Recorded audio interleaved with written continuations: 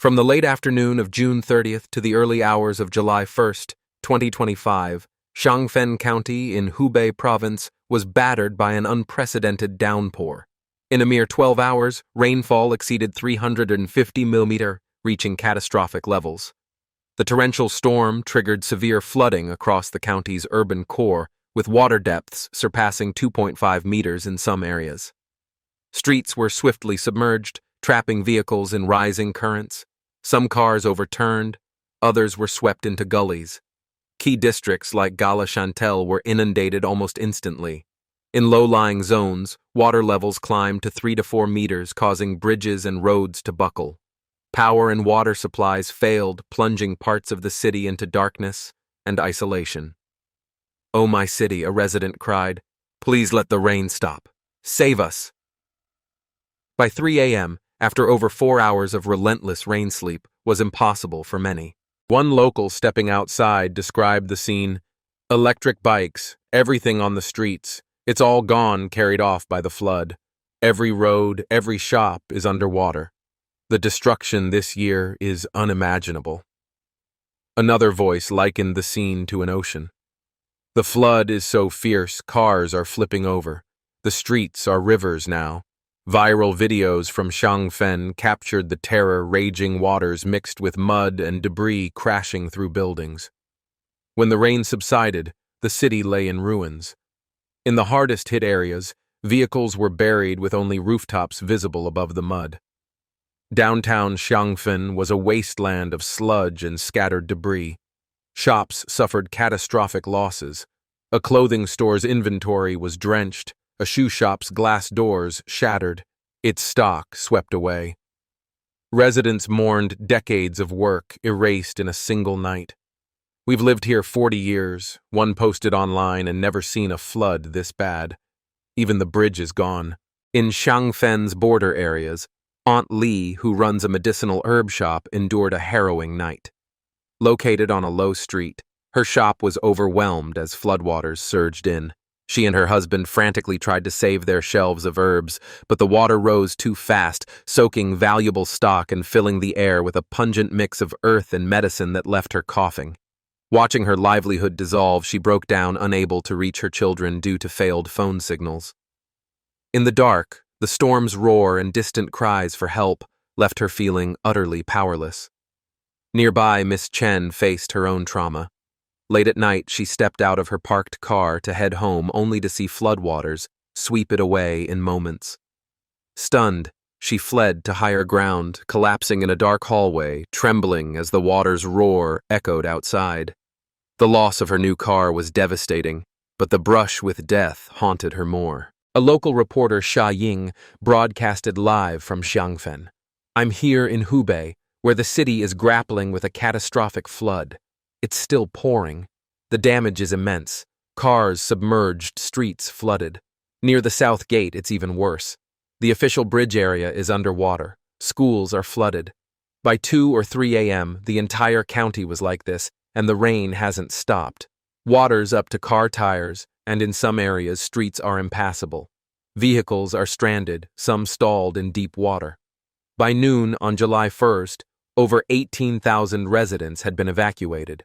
Authorities reported no deaths, but locals near the South Gate told foreign media of a couple's death and injuries, accusing officials of hiding the truth. Beyond Shenzhen, Hubei's Jinan saw relentless rainfall, with the Hunan National Meteorological Station recording over 500 mm shattering records.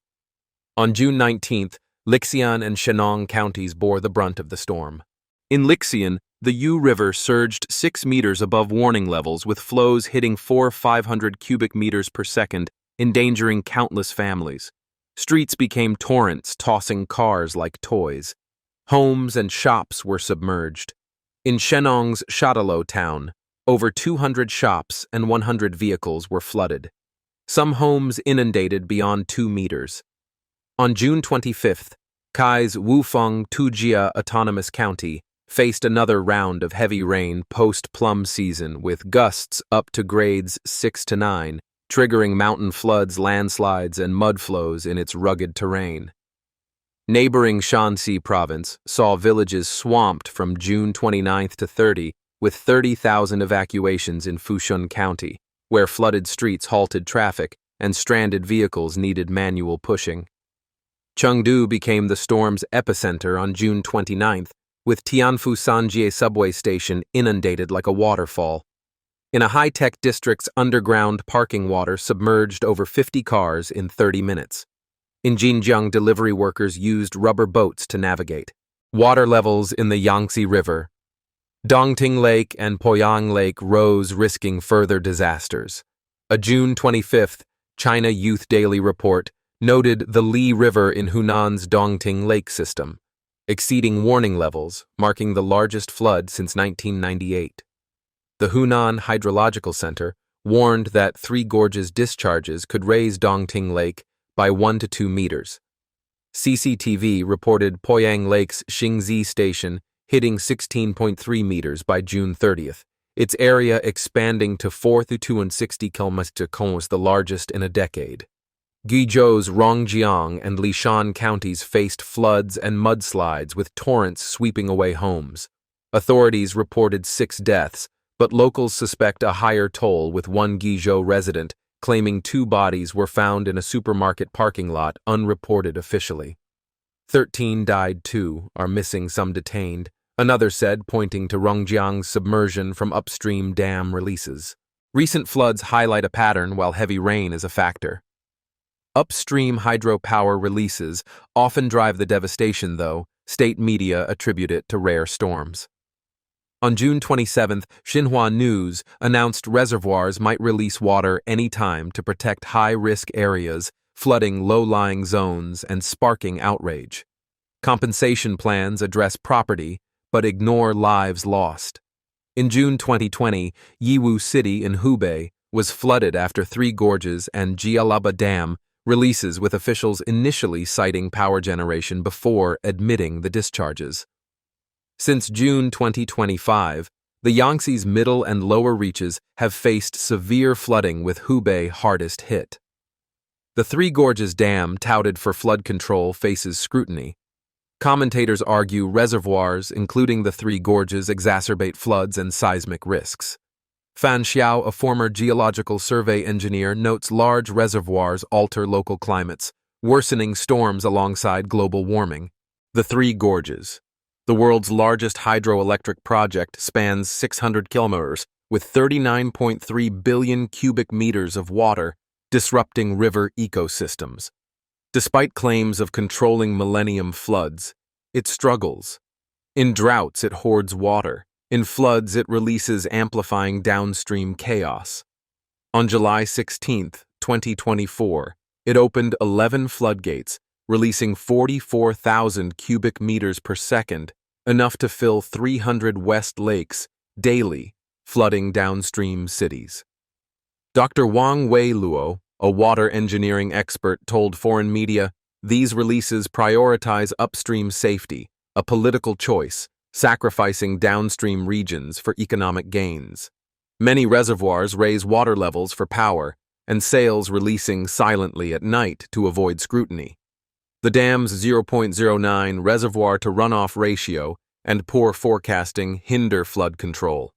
Its 2024 water level hit 160 meters, 15 meters above the 145-meter flood season limit, risking breaches. Relocated residents in landslide-prone areas face heightened danger." Dr. Wang warns China's 98,000 reservoirs, 40% unsafe, pose gray rhino risks, obvious but ignored. Peter Gleich, a MacArthur Fellow, told Voice of America, "The dam's environmental toll is vast." Michael Auslin from the Hoover Institution argues a dam failure could cripple the CCP's legitimacy, compounding losses from past crises like COVID-19. Systemic breakdown. The CCP's failures laid bare. Nature's fury is relentless, but the CCP's negligence has turned tragedy into catastrophe. In Rongjiang, residents accused authorities of concealing the true death toll. They pulled 2 bodies from a supermarket lot, but official reports stayed silent. A local whispered. Some mentioned 13 deaths and 2 missing, but those who spoke were silenced or detained. The absence of flood warnings as seen in Shenyang left communities defenseless, amplifying the devastation. Weak infrastructure reminiscent of the Tofu-Dreg buildings exposed by Yagi played a central role. Upstream dams released water without warning, flooding low-lying areas like Rongjiang. The CCP cares more about protecting dams than saving lives, a resident posted on X. The regime's pattern of cover-ups evident in Yagi's unreported deaths persists, with social media posts about losses swiftly erased, deepening public mistrust. Economic ruin, Shenzhen's fall from grace. While floods wreak havoc, Shenzhen, once China's tech powerhouse, has plunged into an economic wasteland. The US-China trade war and the CCP's tightening controls have driven companies to collapse and foreign capital to flee. Thousands of unemployed workers, coders, builders, delivery riders now sleep under overpasses in public squares and behind office towers, surviving on instant noodles and tap water. A blogger noted, "At Shenzhen East Station's overpass, you see homeless people everywhere, a shadow of the city's former glory." Li Huanhua, a scholar in Australia, observed, "In a city like Shenzhen, the collapse of businesses has left countless people on the streets, a stark indictment of the CCP's economic failures." A female blogger described near the Sanhe labor market, job seekers sprawl on the ground. They can't afford a 15 yuan bed, so they sleep on steps. The manufacturing and service sectors have been gutted, with layoffs hitting even highly skilled workers. Aisha Chang, a former Shenzhen NGO founder, explained, "Capital has shifted to Southeast Asia, India, Vietnam. When major firms leave, the supply chain crumbles and jobs vanish. This mirrors the tech exodus post-Yagi. But Shenzhen's crisis is vaster, casting thousands into poverty and hopelessness." Social fractures, loveless marriages, and waning trust. Amid these disasters, a chilling social trend has emerged: dry marriages.